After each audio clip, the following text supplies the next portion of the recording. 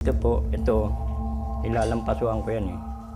Tapos ito, ilalampas. Bukod sa hallway, isa ring kinatatakutan na lugar dito sa museo ay ang banyo.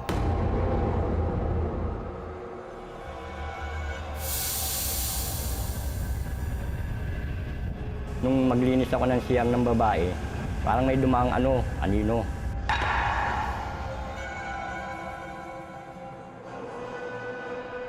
Parang something is fishy, something is queer doon sa fourth cubicle.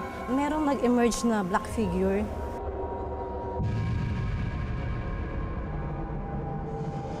Tapos nagpunta siya doon sa third cubicle, which is my favorite cubicle. She's all black except may katawan siyang katawan ng tao.